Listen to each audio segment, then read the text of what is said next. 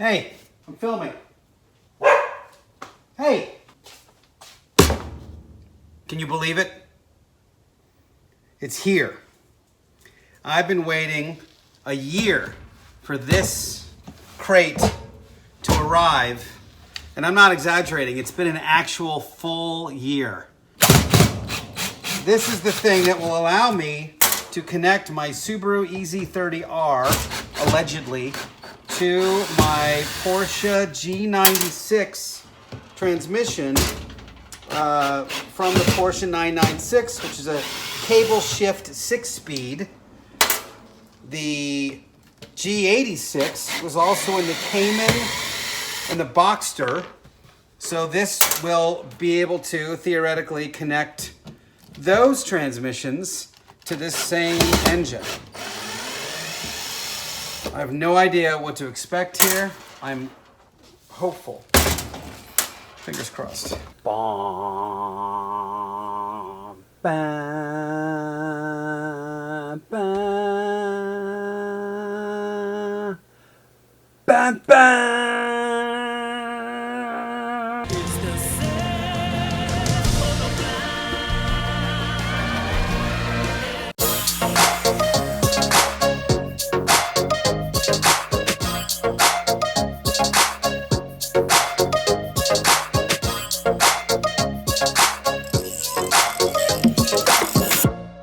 Hi there. If you've been following this build, you know that I've been waiting for this part for a solid year.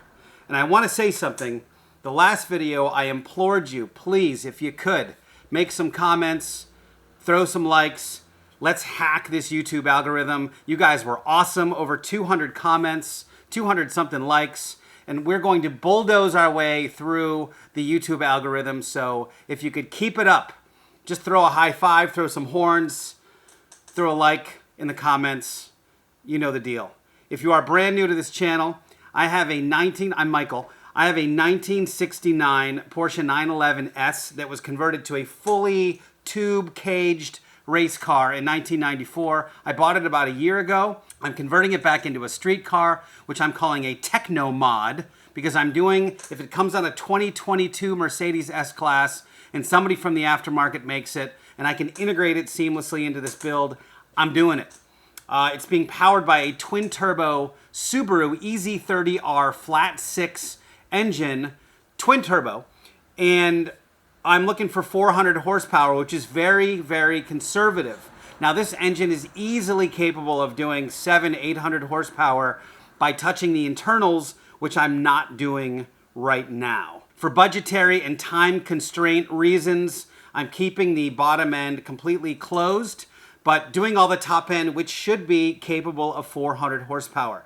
Now, this engine's being connected to a Porsche G96, which is from the 996 transmission. It's a cable shift 6-speed. It's gorgeous. It is a beautiful piece of kit. The problem is nobody made an adapter plate for that transmission, which also happens to be the Boxster and Cayman G86 transmission.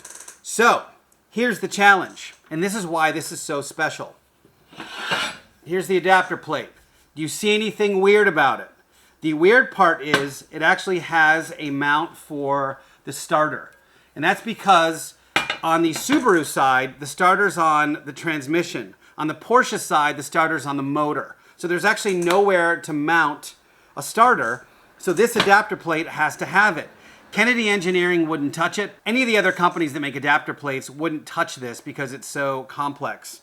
And it's not just this part that makes it complex. It's also this. And this is the creme de la creme, as they say in the creme business.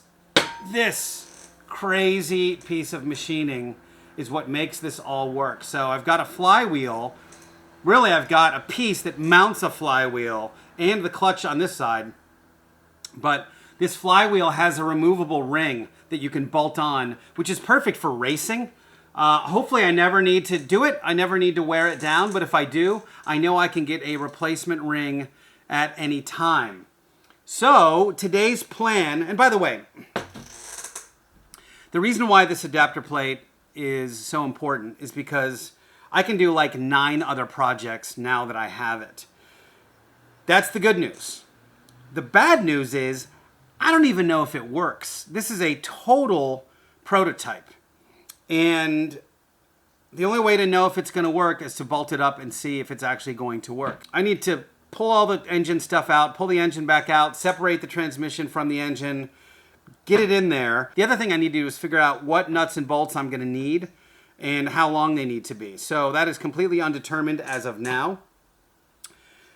The other good news is if this works, I then have exclusive rights to this adapter plate and to the kit I'm creating in case you have a vintage Porsche 911 and you want to do the same conversion.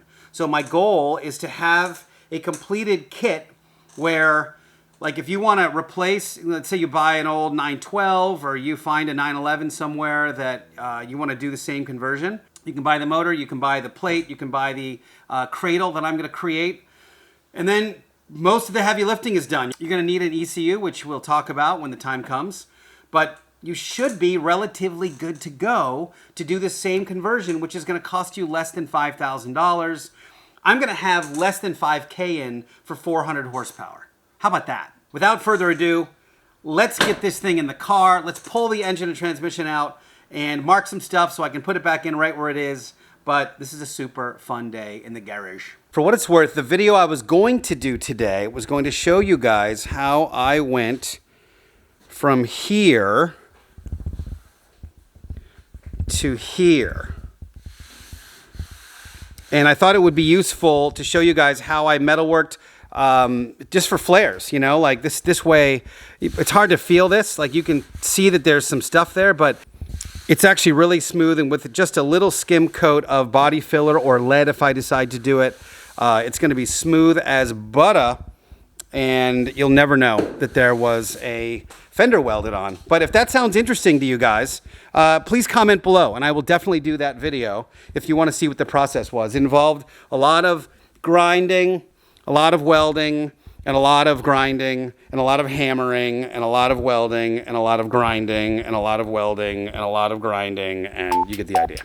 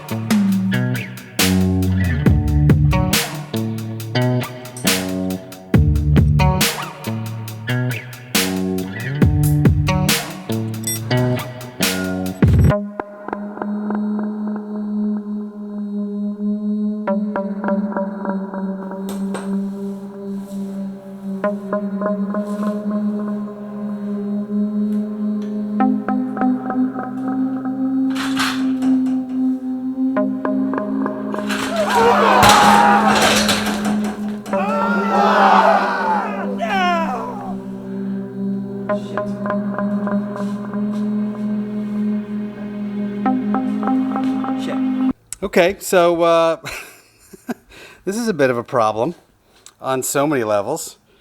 This is super heavy. I don't exactly know how I'm going to get it up. I need to get it flat first and get the jack underneath it while it bleeds all over the garage. But the other part that's very concerning is that the car, actually it looks a little better now, but the car almost fell off the jack stands, which would also have been really exciting. Anyway, yeah, let's go, shall we? Well, that's exciting. I've had this engine in and out a dozen times and nothing like this has happened. So I have a friend who's coming over to help me try to get this thing righted again. This is Brad. He's repeating digits on Instagram, so follow him on Instagram. We're going to try to get this thing straightened out somehow. Put this thing up against this edge here.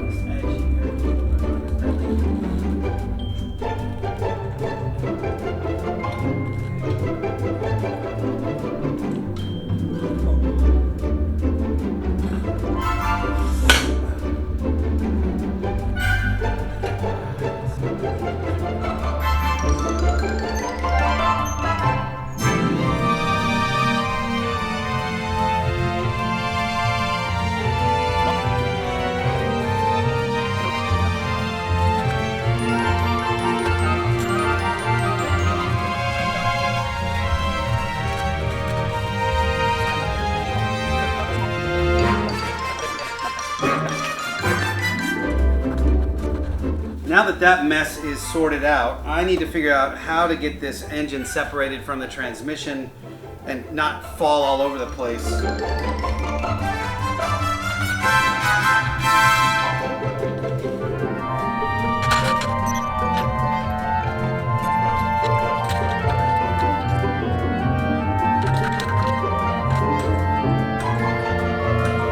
Well, that was a couple hours more than I expected to spend on just getting the engine out. I do need to figure out a way to secure the engine to that stand so that I can separate these two and work with the mounting plates. So I think what I'm going to do is I'm going to use some of these tie-down straps to secure the hook to the jack itself, leaning back this way, so sort of towards me, so it's straight up and down.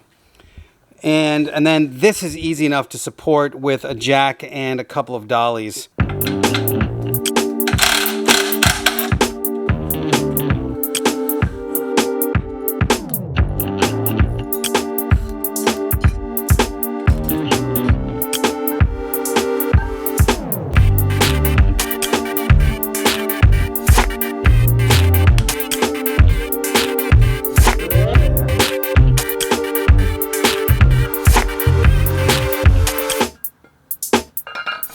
All right, so it looks like I'm gonna have to do some mods to make this thing work. I'm gonna have to remove this bracket, and I've got some stuff on the other end as well. So we're gonna have to revisit that tomorrow. I'm gonna have to go now, and for you it'll be just a second. Where were we?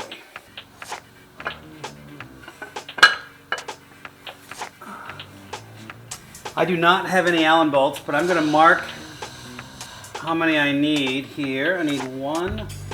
Okay, what I'm going to do here is I've got my calipers, and I'm just going to measure the depth of these holes so I can determine how long the Allen bolts need to be. Okay, so here's the challenge, because everything's custom right now. See how this motor mount is bumping out a little bit? Well, that is hitting this portion of the adapter plate, and it won't sit flush. I'm going to break out my grinder and cut those two sections off.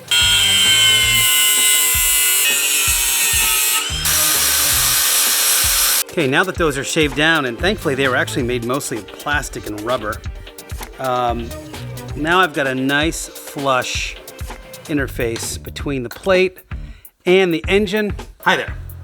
It's been a few days, and it's so funny, somebody in the comments said, I wish you could put videos out sooner.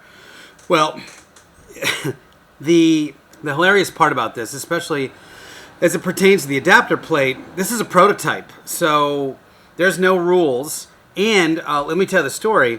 This guy, years ago, probably 8-9 years ago, decided to mate a Porsche Boxster to a Subaru EZ30R. And both of them are very similar to what I'm doing, but not exactly the same. And this guy's been out of the game for years and years and years. So when we bought the rights to this adapter plate, we got 0 instructions. So I've had a couple of pretty major challenges over the last few days, and you have to understand these 6 to 8 hours of working on the car is completely eclipsed by the 12 hours of research, and then in this case, 36 hours, 40 hours of running around and going back and forth and trying to get the right hardware for this thing. So everything's custom. Nobody makes the hardware. You can't just go to the hardware store, despite me trying about 9 different times to get the right hardware to bolt this thing onto the Subaru engine. All this stuff is wrong. And I've spent, you don't realize also it's super expensive. I ended up going to McMaster Car, which is a local one. They're an industrial hardware place. But even that was a challenge because I'm in the car thinking I'm just going to run over there and grab the stuff. And they say, no, you have to order it on the phone for will call, and then you just pick it up at will call. I go, okay. So I've got to kind of do the math in my head. I don't know exactly the lengths I need. So I call up and I get the order, and it turns out that the flywheel to crank bolts, which are M10 by 1.0, again, nothing you can get at the hardware store, are about 20 millimeters too long. I'm like, crap. So I had to redo it again, and I'm waiting for 40 minutes until they give me the order. everything was like that.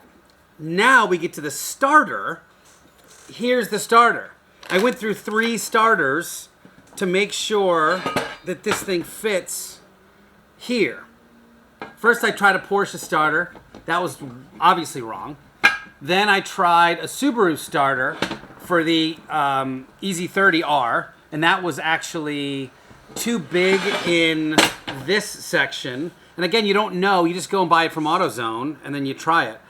And then this ended up being the one from the EJ25, and this one fits great.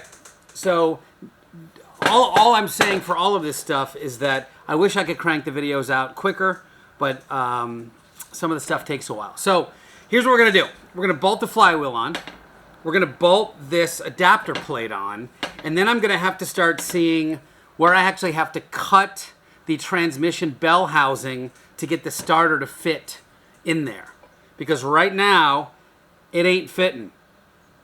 So let's go do all that, and let's stay encouraged and positive. Yes!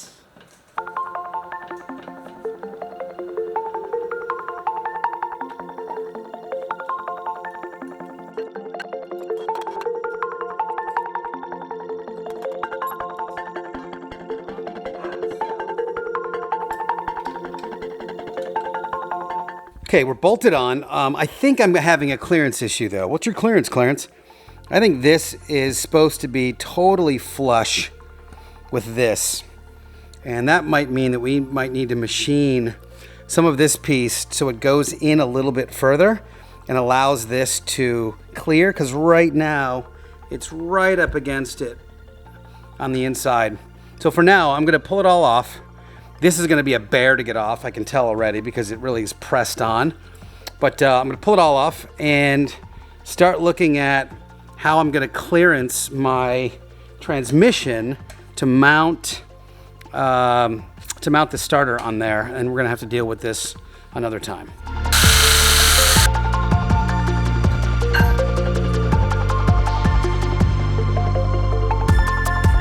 Okay, mystery solved. There's actually a note that says machine 12.5-inch diameter recess, 1/4 inch deep on the inside of this. And we weren't sure if that was done before us getting it or after. So got to do that. Got to take this to the machine shop tomorrow and get them to do that. I have another couple of tweaks to do to it as well. So I'm going to take the inner flywheel piece off and bolt this thing back on, and then see what kind of clearance I need to mount this bell housing, this Porsche bell housing, onto this Subaru engine.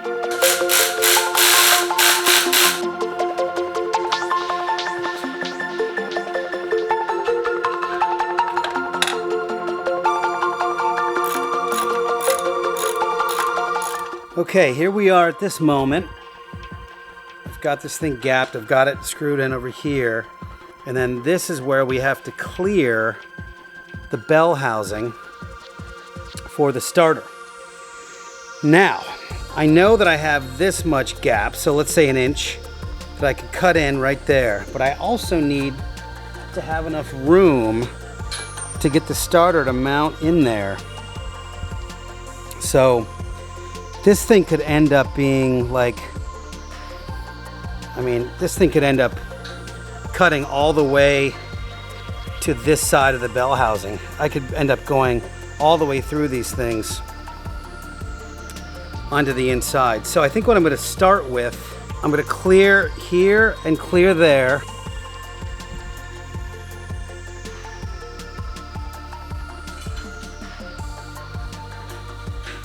All right, so here's what I've done. I've scribed a line there and a line there. If you can see on the inside of this, right here, I want to keep this intact.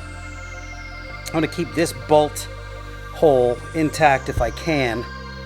So I'm going to go on the inside of this and then on the outside of this one, but you can see I've got 2 ribs to cut. Have I ever cut a bell housing before? No. But around these parts, we send it.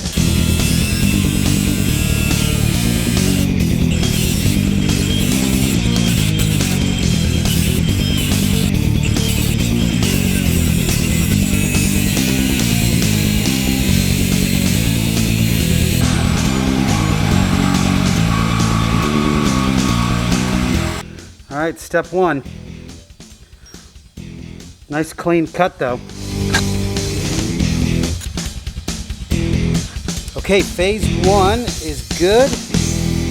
We've got a nice tight fit right now. My measurements were pretty good. Just enough clearance on the outside, and I gotta say the little mini saw, this thing worked a lot better than the cutters did, and probably a lot less dust. So next move is to figure out how much clearance I need for the starter. So I'm pretty accurate with my original cut. With the starter in my hand, I think my original assessment is correct, that I'm gonna have to go basically to here, to cut to there, and then across.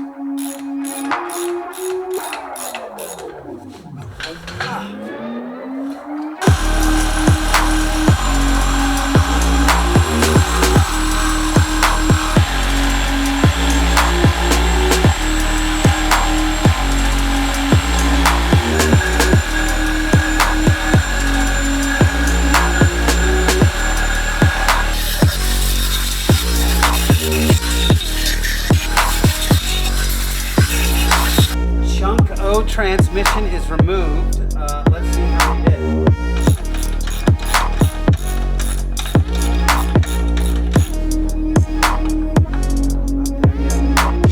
Alright, this thing's being a bit relentless, but looks like to clear the starter the way I need to, I'm gonna have to make a big old loop.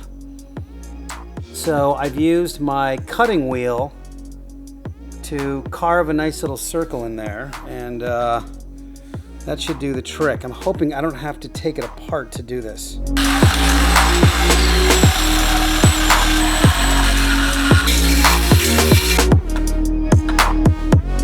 Okay, people. Okay, party people. We are officially notched and together. That's a hell of a notch, man. That's more than I thought I was gonna have to do. And I could theoretically, I could have cut it straight here, which I did think about. It even needs a teeny bit more, but I didn't know what kind of room I had to deal with. So this is it for now. I think it looks good. I don't know what I'll do with these pieces. Maybe I'll have somebody fab something up and put a couple of cover pieces there. You know, maybe fabricate some kind of like internal cover piece. For now it's in. We are bolted together. On the next episode, yeah, we'll see. So anyway, there it is, everybody. Well, there you go. Nice and easy. Man, this episode fought me the whole way. Between engines falling over and spilling, to 97 trips to AutoZone, to 97 trips to the hardware store, to waiting for the nuts and bolts, to the notch being way bigger than I thought, to the... Anyway, all in a day's work, or in this case, 5 days work. Next episode, my hope is that I'm going to have this adapter plate back from the machine shop. I'll have it rebolted back together, get it back into the engine compartment where it's supposed to be, and start fabricating the actual engine harness mount fabrication thingamabob, which is a technical term you guys don't have to worry about for now, but just leave it to the engineers, okay? Thank you. Thank you for watching. Thank you for being here. Love you all. Talk to you next time.